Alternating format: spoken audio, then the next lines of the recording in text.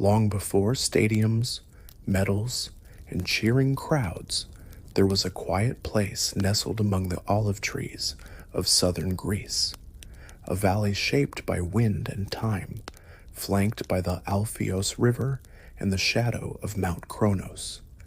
This was Olympia, not yet a name known across the world, but already sacred to the Greeks, a place of peace, of worship, of memory. The year is around 776 BCE, though few would have spoken of time that way. Seasons passed, harvests came and went, and life was measured not by years, but by rituals. And in this time, something was beginning, something that would echo far beyond the hills of Elis. The sun rises gently over the valley, casting golden light over the wildflowers and groves. Birds stir in the trees. The air smells of earth, of dew, of the promise of another warm day. A small group of men walk slowly along a dirt path. Priests, philosophers, elders. They are not in a hurry, for what they do today is not a task, but an offering. At the heart of Olympia lies the Altis, the sacred grove. Here, within an open sanctuary surrounded by trees and columns, stands a modest altar built from stone and ash. This is the altar of Zeus, king of the gods, lord of thunder, protector of oaths. For centuries, people have come here to pray, to offer sacrifices, to seek guidance. But now, the people wish to honor Zeus not only with words and fire, but with action. They wish to celebrate strength, discipline, and skill. They wish to begin something called the Games. There is no stadium yet, only a clearing. No marble temples, just sun-baked earth and makeshift altars. Yet the purpose is clear, to gather the finest athletes from across the Greek world, not for war, but for glory, for arete, excellence in mind, body, and spirit. It is early still, and the first competitors arrive on foot, on horseback, by chariot. They come from distant cities, from Athens, from Sparta, from Thebes, and Corinth. Some are young and wide-eyed, others are seasoned warriors, muscles hardened from battle. They wear simple tunics, carry sacks of food, and speak in many accents. But they come for the same reason: to compete, to be remembered, to be part of something eternal. The rules are strict, though few are written.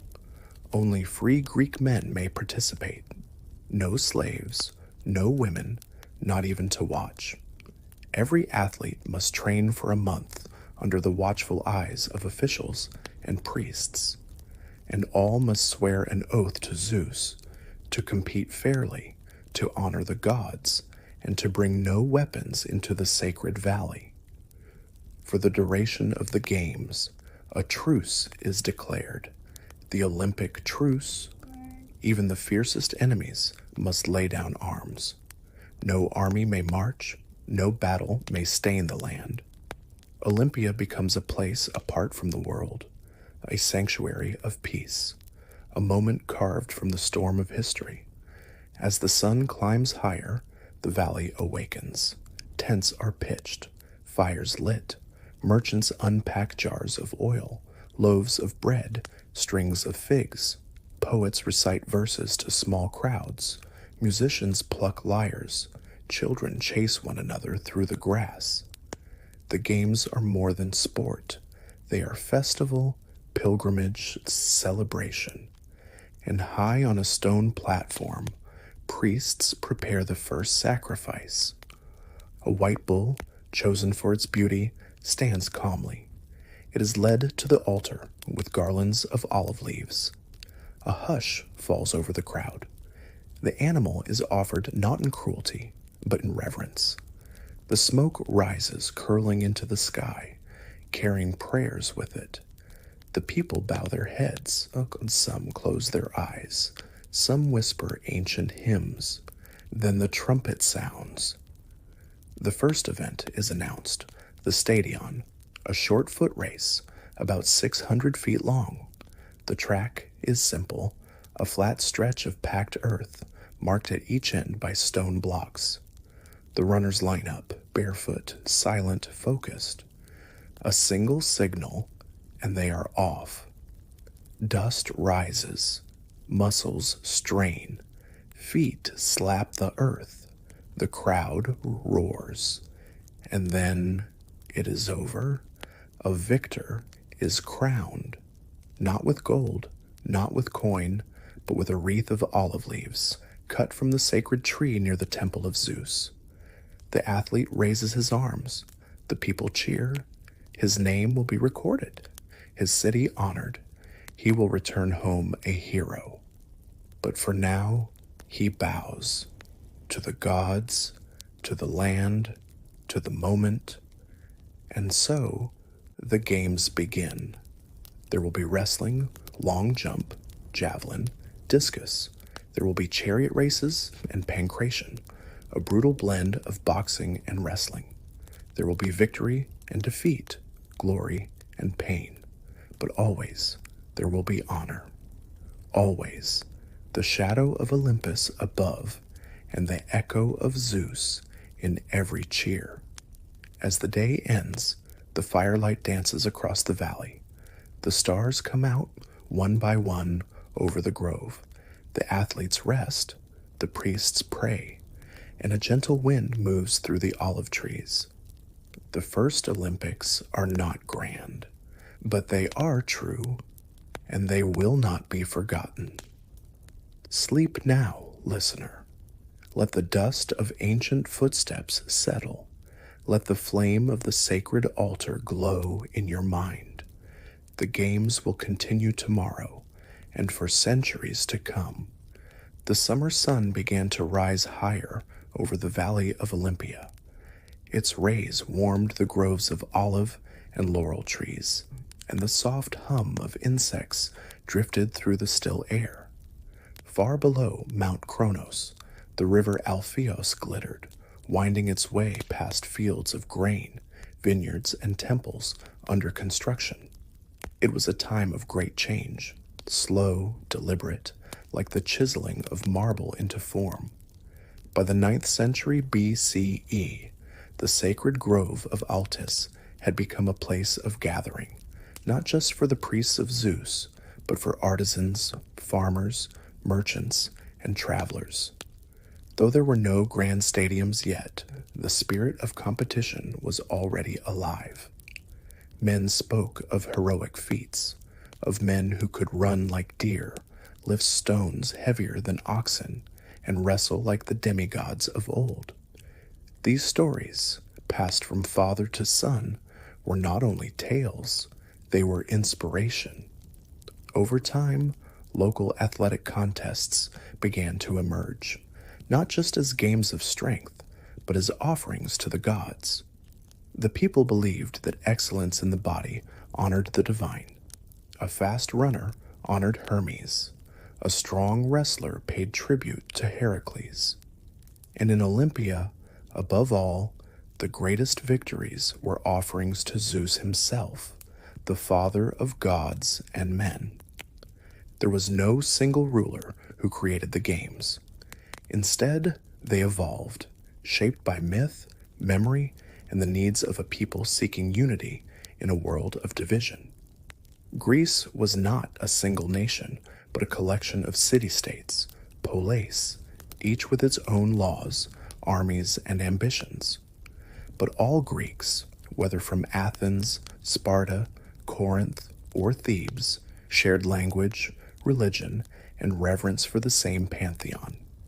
It is said that the idea for the Olympic Games was formalized when King Iphitos of Elis, troubled by war and conflict, sought the guidance of the oracle at Delphi. The Pythia, seated above the mist of Apollo's sacred spring, gave an answer: end the hostilities and honor the gods with a peaceful competition. Thus, the Olympic truce, Acacharia, was born. For a few sacred months every 4 years, hostilities were to cease. Messengers called spondophoroi were sent out to every corner of the Greek world, carrying olive branches and proclamations.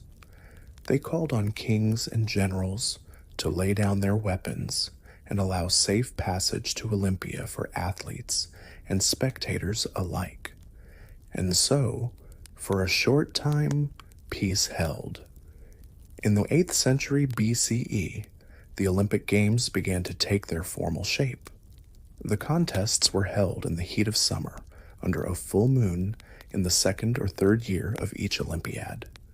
At first, there was only one event, a foot race known as the Stadion, a sprint of about 600 feet, run on a packed earth track between two stone markers.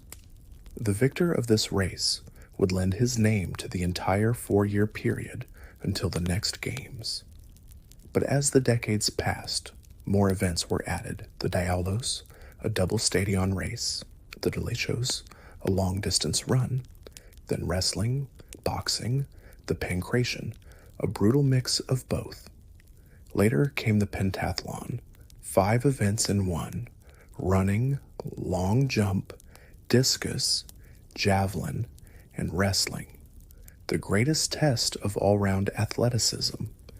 And perhaps most impressive of all was the chariot race, held not within the grove of Altis, but in the dusty hippodrome, where teams of horses thundered around dangerous curves, their drivers cloaked in dust and courage.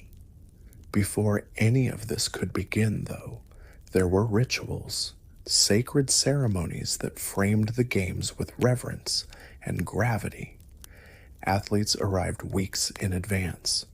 They trained in the gymnasium, submitted to the judgment of the Hellenodikai, the official judges, and swore solemn oaths before the statue of Zeus Horkios, Zeus the Oath-keeper.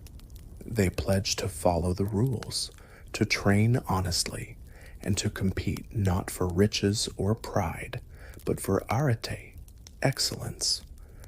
As the opening day approached, the festival transformed Olympia. Merchants set up stalls beneath the plane trees. Poets and philosophers gave recitations in the shade of columned stoas. Sculptors displayed their work, statues of athletes frozen mid-stride, muscles tensed, eyes fixed on an unseen finish. But it was the altar of Zeus that stood at the center. Here, beneath the wide branches of a sacred wild olive tree, the greatest offerings were made. 100 oxen, hecatombe, were sacrificed, their smoke rising into the sky, not in waste, but as tribute, a gift to the heavens from a people who believed that divine favor must be earned. And when the smoke had cleared, the competitions began. Crowds gathered around the track, pressing against stone embankments, shielding their eyes from the sun.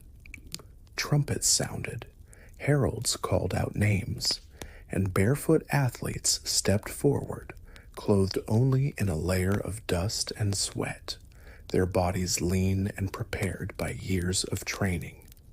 There were no medals, no prize money, only a wreath of olive leaves, cut from the sacred tree and placed on the victor's brow. But with it came glory. To win at Olympia meant more than personal achievement. It meant eternal fame. The victor's name would be carved into stone, songs would be composed, statues would be raised. His city would celebrate him with parades and gifts. Some victors were even granted lifetime pensions or the privilege of leading processions in their home cities. But no woman could compete, nor even watch the games, unless she was a priestess of Demeter. Married women were forbidden from entering the stadium, and if caught, the penalty could be death. Yet even here, myths whispered of exceptions, like Calipatera, a woman of noble birth who disguised herself to see her son compete, and when discovered, so impressed the judges that the rule was changed not to bar women entirely, but to require all trainers to be naked, just like their athletes, to prevent future disguises. Even in the earliest games, the Olympic spirit carried contradictions. It celebrated unity, yet was born from divided city-states. It honored peace, yet many athletes were warriors. It praised fairness, yet politics and wealth shaped who could travel, train, and compete. Still, the power of the idea endured. And as the sun set over Olympia, casting golden light over the temple of Zeus, still under construction but rising steadily, fires were lit around the grove. Victors shared bread and figs, musicians played flutes, children slept under the stars, and old men told stories of heroes who ran faster than deer, who leapt farther than mortals should, who won not with brute strength, but with will, endurance, and spirit. The air cooled, the breeze returned, and somewhere, far beyond the grove, an olive leaf drifted on the river Alpheus, carried gently toward the sea. Sleep now. Let the footfalls of ancient runners echo softly in your mind. Let the fires of Olympia flicker behind your eyes. Let the voices of the past, full of hope and devotion, carry you deeper into rest. For the games have just begun, and their story will continue. The sun hung lower in the sky as the warm wind drifted lazily through the olive groves. It had been many days since the first athletes had arrived in Olympia, and now the games had begun. The sacred truce, Ekateria, was in full effect, and the sounds of war across the Greek world had momentarily faded into silence. For 5 days, the only sounds that mattered here were the footsteps on the track, the cheers of the crowd, and the calm voices of the judges. The crowds had grown. From all over Greece, Sparta, Athens, Thebes, Delphi, and beyond, people had come to witness something greater than rivalry.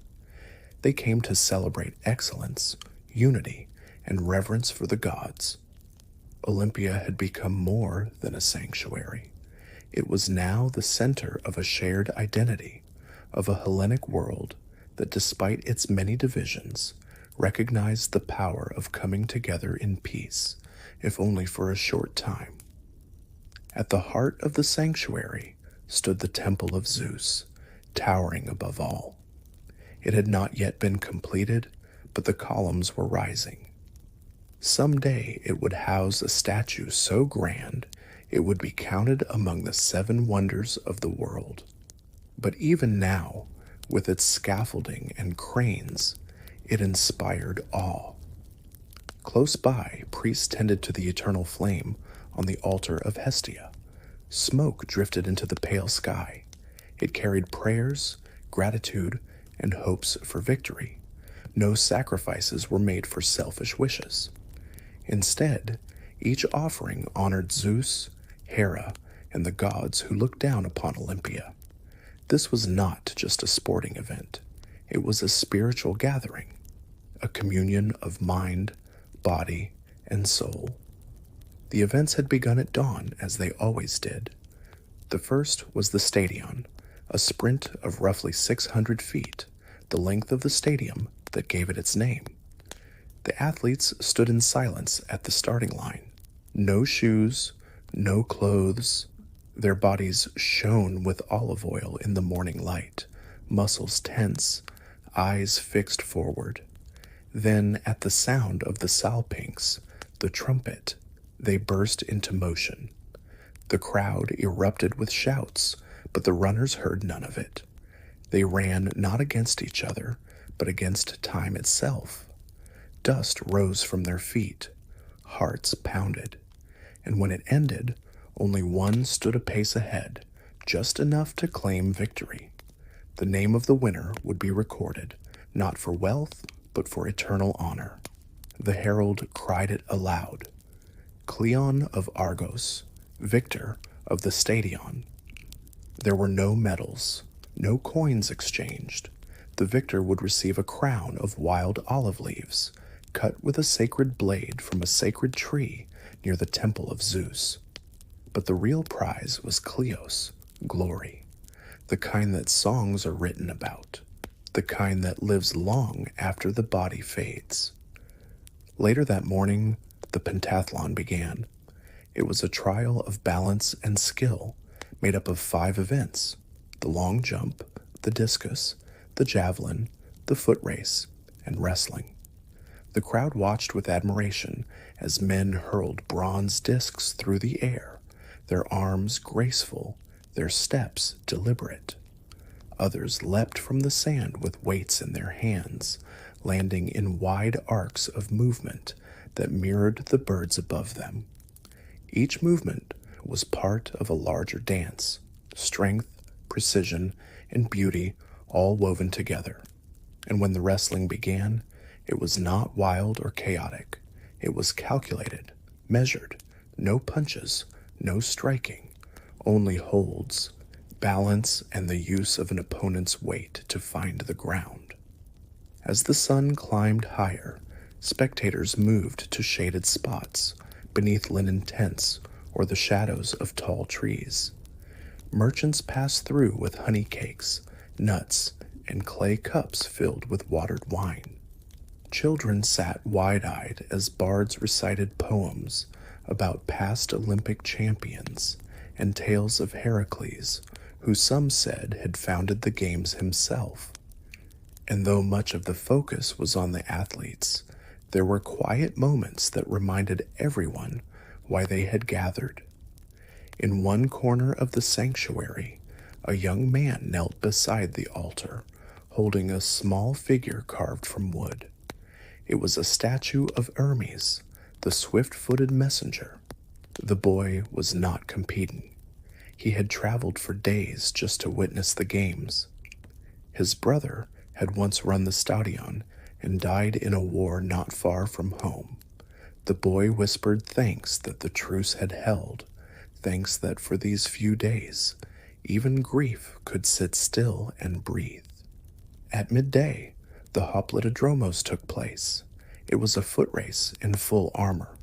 The runners wore bronze helmets and carried shields, heavy with the symbol of their city-states. The race was more than strength. It was a lesson. It reminded all who watched that while the games celebrated peace, they also honored the reality of war and those who fought with courage. In their sweat and effort, the crowd saw not violence, but duty. The shields rang against their chests. The sand burned under their feet. Yet still they ran, shoulder to shoulder.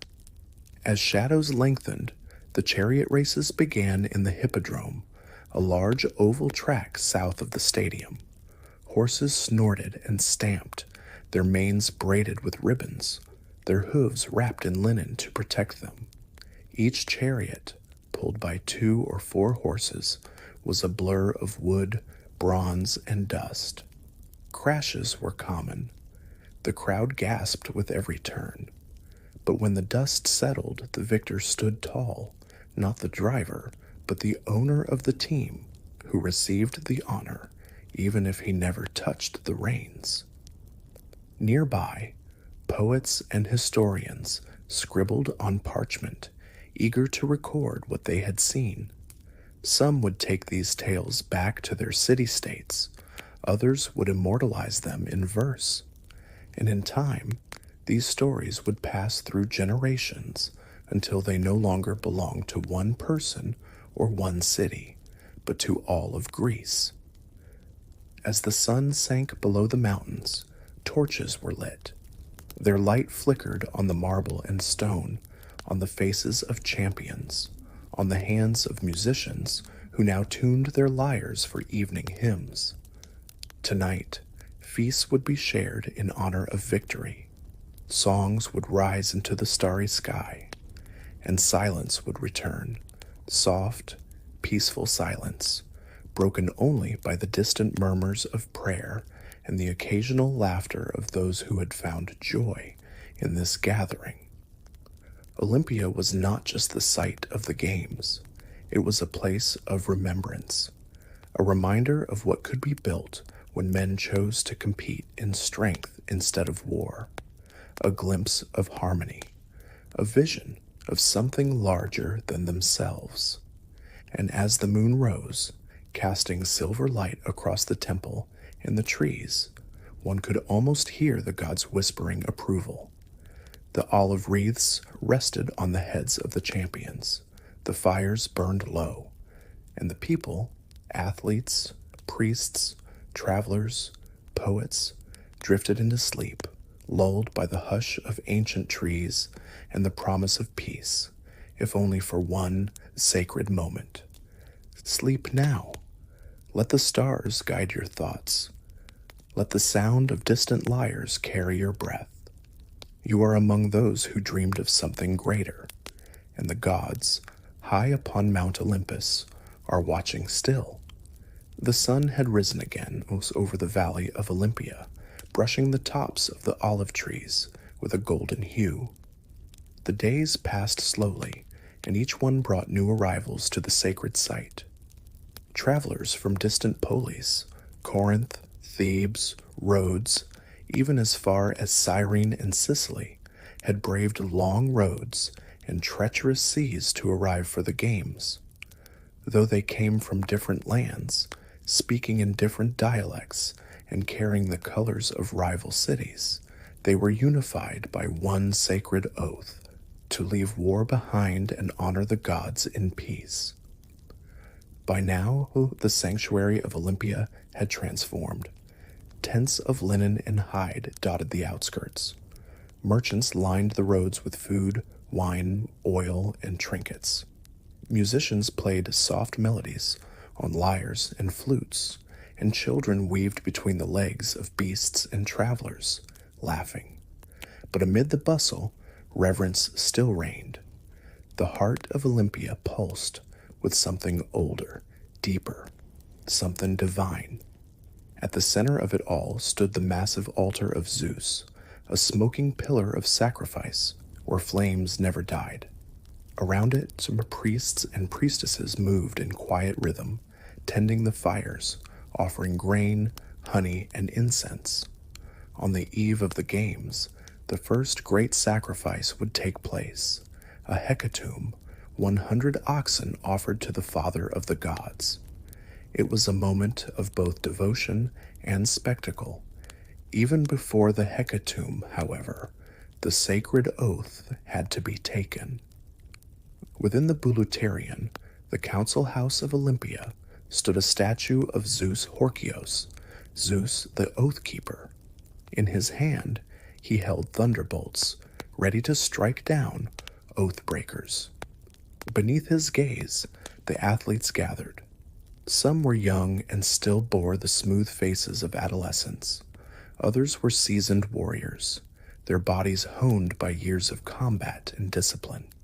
All stood silently, hands raised, and repeated the solemn words: "I swear I have trained for 10 months. I swear to compete with honor, and to bring shame neither to my polis nor to the gods." Their voices echoed off the stone walls like a single heartbeat. Outside, the crowd stirred with anticipation. The next morning, the first day of the games began not with a race or a throw, but with ceremony. The athletes walked in procession to the temple of Hera, bringing offerings to the gods and laying wreaths at the feet of the goddess. The women of Elis, too, played their part. Though forbidden from participating or even watching the men's games, they held their own traditions.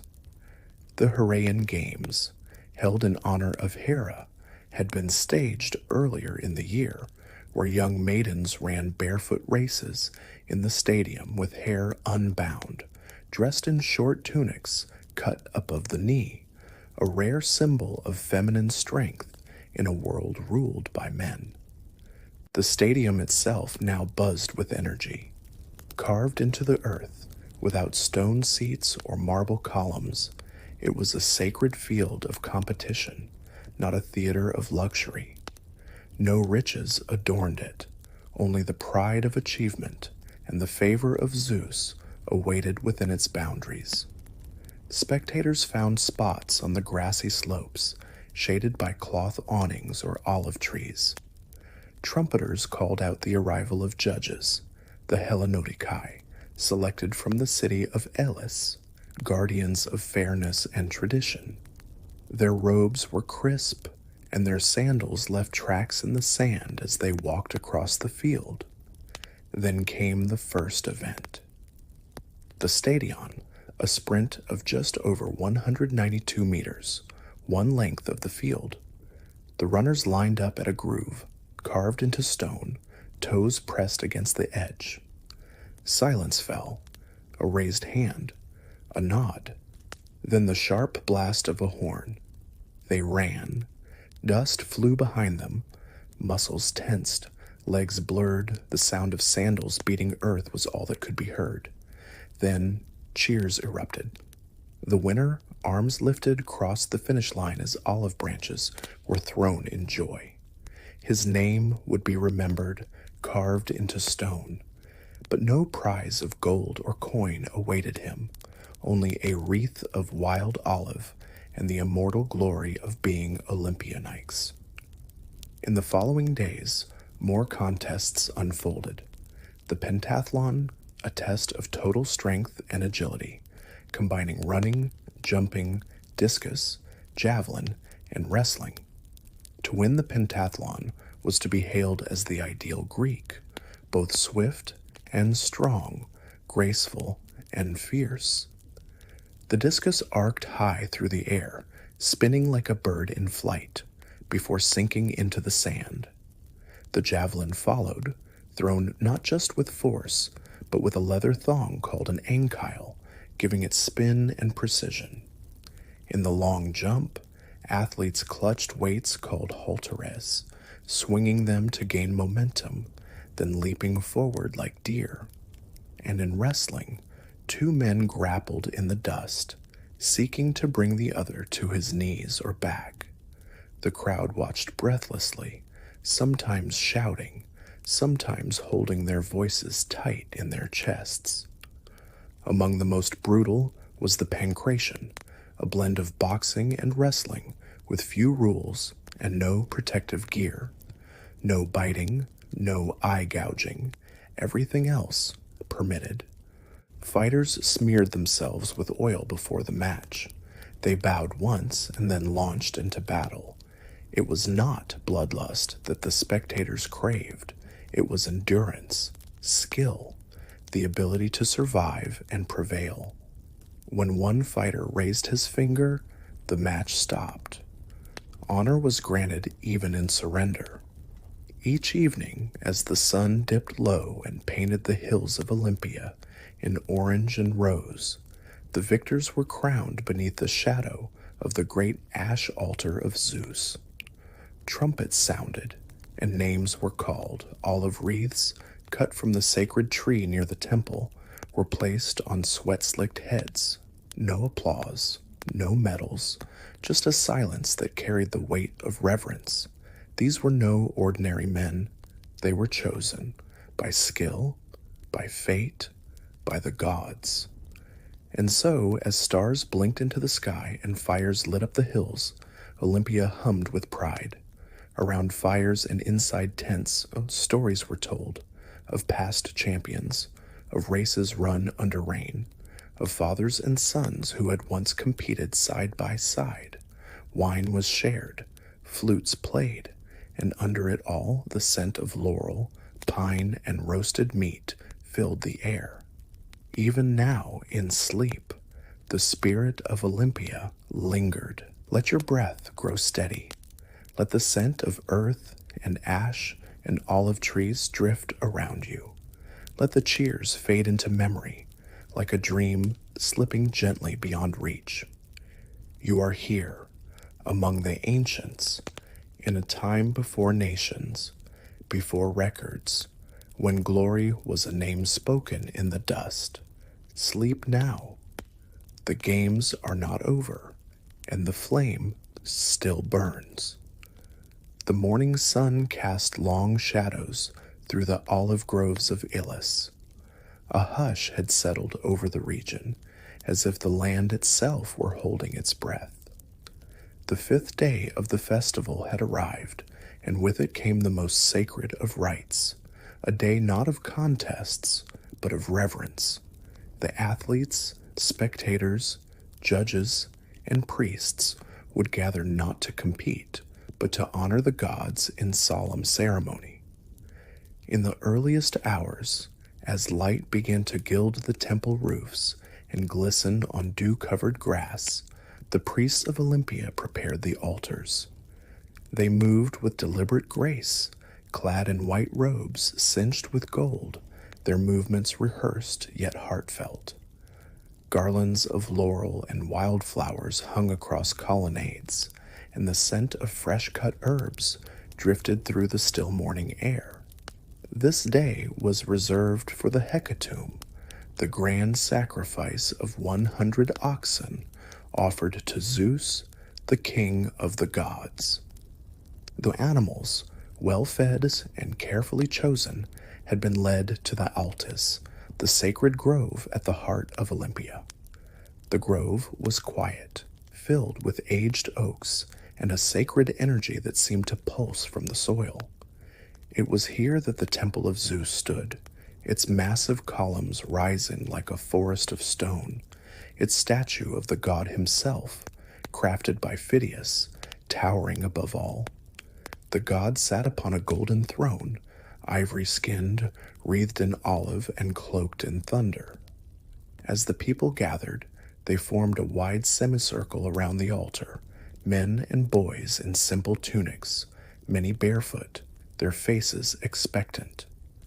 Judges stood in rows, olive wreaths crowning their heads. Even the victors of previous days stood humbly among the crowd. There were no laurels here, no distinction between noble and common, athlete and observer. Before Zeus, all were equal. The priests began to chant. The hymns were old, older than anyone alive could remember, passed down like sacred flame from tongue to tongue, century to century. The rhythms rose like waves, and the people joined in, murmuring the ancient words that had been sung since the dawn of the games. The hecatomb began with the first ox. It was led calmly to the altar, its flanks gleaming, its eyes serene. A priest murmured a prayer, sprinkled barley on its head, and quickly, painlessly, ended its life. The blood was collected in bronze vessels and poured upon the altar stone. This was not savagery, it was devotion. The sacrifice was believed to nourish the divine, to complete the circle of honor and favor. As the sun climbed higher, the air filled with the scent of roasted meat. Not all the animals would be burned. Many would be cooked and shared in great feasts among the people. For the ancient Greeks, worship was not about denial. It was about unity, with each other, with nature, and with the gods. Tables were laid out in shaded groves. Long benches made of wood and stone were covered with baskets of bread, jugs of wine, olives, figs, and the fresh meat from the sacrifice. Families reunited. Strangers became companions. Philosophers and poets wandered between groups, sharing verses and debating the origins of justice, or beauty, or time. And all the while, the victors of the games were quietly honored, not with speeches or riches, but with shared glances of respect. They wore their wreaths lightly, their hands often still calloused from javelins, spears, and reins. A few would be immortalized by sculptors, their likeness carved into marble or cast in bronze. but most would return home simply as men, changed not by prize, but by participation. As the afternoon waned, a hush fell once more upon the Altis. A final ritual remained, the offering of olive crowns at the altar of Nike, the goddess of victory. Young boys, chosen for their beauty and virtue, carried the wreaths. They walked barefoot and silent, each bearing a single branch from the sacred olive tree near the temple of Hera. The victors came forward one by one. Each knelt briefly as the wreath was placed upon their head. There was no applause, only stillness and the whisper of leaves in the wind. For the Greeks, victory was not loud. It was dignified. To win at Olympia was to please the gods, not to defeat another, but to master oneself. When the final crown was laid, the people turned toward the horizon. The festival was ending. The days of thunderous cheers and clashing feet, of strained muscles and flying dust, had passed. What remained was a quiet sense of fullness, of having been part of something larger than any one life.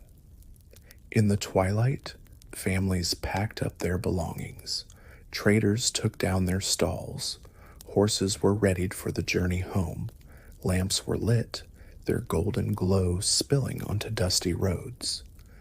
The air was rich with the mingled scents of smoke, pine, and crushed herbs. And then, for one last time, the sound of music drifted through the valley. A small group of lyre players stood near the riverbank, singing a slow, mournful hymn. The words spoke of time's passing, of youth and glory, of the turning of seasons and the promise of return. Children fell asleep in their parents' arms. Dogs curled near their owners' feet. Somewhere far in the grove, an owl called. Above it all, the sky darkened, stars winking into view one by one. And those who lingered in the Altis felt a deep calm settle over them. The Olympics were not just games. They were a moment when heaven and earth drew close, when men and gods shared the same space, breathed the same air. And in that quiet, timeless space, dreams took root, dreams of greatness, of beauty, of harmony between body and spirit. The games would return in 4 years. New names would rise, new stories would be written in dust and sweat and sun. But tonight, there was only peace. Let your breath slow, like the hush over the valley. Let the stars above guide your thoughts to stillness. Let the firelight flicker behind your eyes. Sleep now. The gods are pleased. And the world turns gently forward. The sun had long since dipped behind the Tagatos Mountains, casting a fading warmth over the valley of Olympia. In the darkness, the ancient groves stirred with night wind, and the stars blinked into view one by one. Somewhere in the distance, a flute played softly, not for celebration now, but for reflection. For in the quiet of that evening, the final day of the Olympic Games was coming to a close. By the 6th day, a sense of awe had taken hold of the spectators and athletes alike. The competitions had been fierce, the spirits high, but it was never just about who won. Something deeper bound these men and their families, the priests and spectators, the rulers and common folk. Something spiritual. It was a communion between mortals and gods, and in the stillness that followed the last event, it lingered like incense in the air. This final day did not center on sport. It was devoted to honoring the gods, especially Zeus, whose sanctuary gave birth to this entire sacred gathering. At dawn, the participants rose with the first light and bathed in the waters of the Cladeos River, not to cleanse their bodies alone, but to purify their spirits. Every ritual held weight. Every action was a message to Olympus. From across the sanctuary, smoke began to curl skyward as the great sacrifice to Zeus was prepared. 100 oxen, the hecatomb, were led to the great altar of Zeus, their horns gilded, their bodies adorned with flowers and ribbons. The priests, clad in white linen robes, murmured prayers as they moved in solemn procession. The crowd, usually loud and animated, stood in reverent silence. The hecatomb was not merely a ritual offering. It was the heart of the sacred truce, a reminder to the Greek world that for all their rivalries and wars, they could come together in peace. That for these few days, violence was set aside in favor of unity, worship, and honor. As the oxen were sacrificed and the flames rose from the altar, voices joined in a hymn. Ancient and slow, the song told of the Titan Kronos, of Zeus's triumph, of the founding of the sacred grove. It echoed through the trees and columns, reaching even the far hills. Nearby, the statue of Zeus, newly erected and shining with gold and ivory, seemed to watch over them all. Crafted by the sculptor Phidias, it towered nearly 40 feet high. Zeus was seated on a grand throne, holding a statue of Nike, goddess of victory, in one hand and a scepter in the other. The throne was inlaid with ebony and gems, a marvel of craftsmanship. Some wept when they saw it for the first time. It was said that anyone who gazed into the god's ivory eyes felt not fear, but peace, the kind of peace only divinity could inspire. Following the offering, the victors gathered in the Bouleuterion, where they would receive their rewards. No gold medals, no coin, but a kotnos, a wreath made from wild olive branches, cut from the sacred tree near the temple of Zeus. The wreath was placed on the victor's head by a Hellenodikai, one of the judges, as trumpets sounded and names were called. It was a quiet ceremony, humble and full of meaning. The kotinos symbolized not just triumph over one's competitors, but mastery over the self, over fear, pain, and doubt. To wear it was to be recognized by all of Greece as an Olympionyx, a champion chosen by the gods themselves. After the ceremony, the victors paraded through Olympia, but they were not boastful. They were cheered, yes, and poets hurried to record their names in verse, but the mood remained solemn. Many would return to their cities and be greeted with celebration, perhaps even granted land or statues. But here in Olympia, they remained equal to all. As dusk fell, the closing festival began. Fires were lit throughout the sanctuary, casting dancing shadows across marble and tree trunks. Music returned, the aulos and the lyre, accompanied by choral singers who performed hymns and stories of heroes past, of Heracles, of Pelops, of Odysseus and Achilles.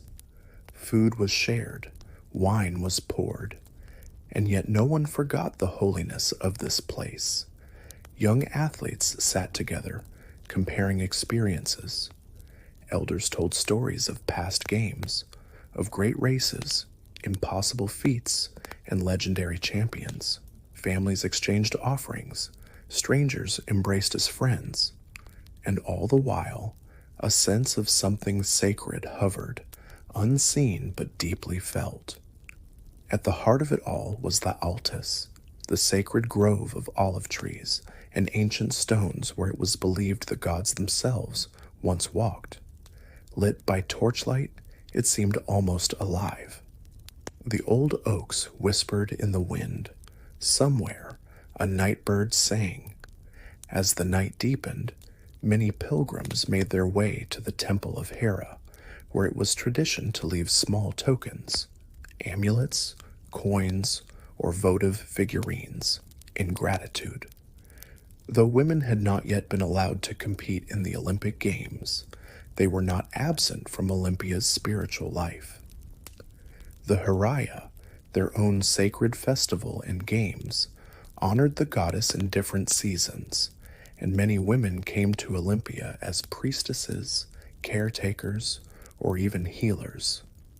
Children too played beneath the columns, laughing, climbing, mimicking the athletes they had seen. The future of Greece, tiny feet running where champions had sprinted, tiny hands pretending to throw the discus. At the very end of the night, a quiet procession formed. Priests, judges, and a few selected athletes carried torches to the edge of the sanctuary, where they lit a final ceremonial fire. It was said to be a call to the gods, a promise that the flame of Olympia would continue to burn every 4 years, a promise that the truce would be honored again and again. As the flames rose into the sky, one could almost imagine the gods watching from Mount Olympus, pleased not by perfection, but by devotion, not by gold, but by grace. And then silence. The stars above Olympia blinked once more in full splendor, the night air still and fragrant with the last breath of sacred fire. The games were over, but their spirit had only begun. In the centuries to come, wars would rage again, cities would fall, empires would rise and crumble, but the idea of the Olympic Games, of peaceful competition, of honoring the body and spirit together, would endure. The Romans would eventually take Olympia, adapting its customs. The games would continue for centuries until politics and power finally shuttered them. For over 1,000 years, they would lie dormant, until one day in a different world, they would be reborn. But that is another story. Tonight, you lie beneath the stars, with the scent of olive and fire in the air. You have walked through the sanctuary. You have watched champions rise. You have felt the presence of the divine. And now, the wind carries the last song away. The torches fade. The fire burns low. Let your breath match the rhythm of the night. Let the sacred peace of Olympia guide you into sleep. Sleep now. The gods are at rest, and so too are you.